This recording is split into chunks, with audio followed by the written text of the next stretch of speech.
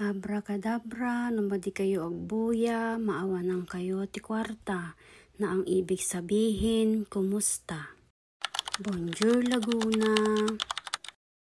At heto na nga, tumawag yung amo ko. Sabi niya, pinturahan ko daw yung bahay ng mga dinosaur.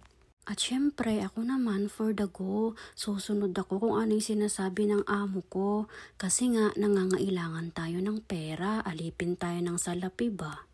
Pero alam nyo ba, napapaisip na nga ako dito sa ginagawa ko. Kasi pagpipintura, paglilinis, pagpapakain ng mga dinosaur at iba pang gawain ko.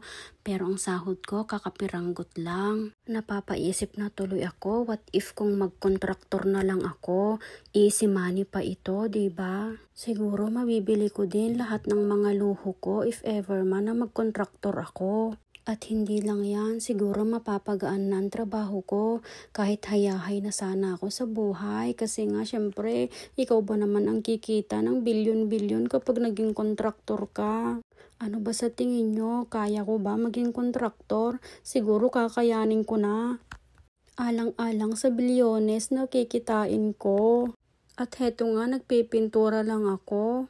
Basta napapaisip na kasi ako, baka one time tatawagan ko na lang si amo para sabihin ko na maging kontraktor na lang ako kasi kakapiranggot lang naman ang kinikita ko dito. Sana lang payagan ako ni amo na maging kontraktor para naman magluwag-luwag ako kahit papaano maibigay ko yung pangangailangan ng pamilya ko.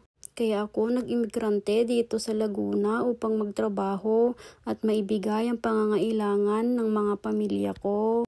Minsan nga nalulungkot ako pero wala akong magagawa kundi tiisin ito sapagkat hindi naman tayo mayaman.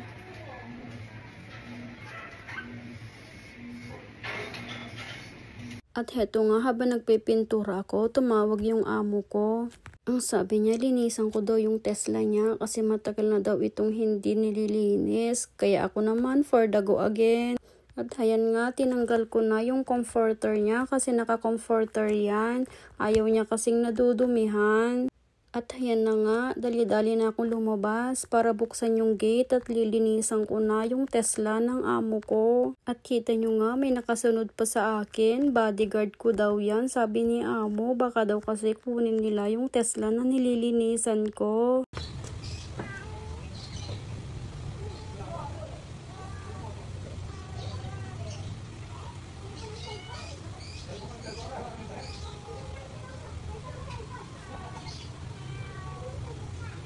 At ayan nga, tapos ko ng linisan. Syempre, babalik ko na yung mga halaman. Paano ba yan? Hanggang dito na lang. Mercy!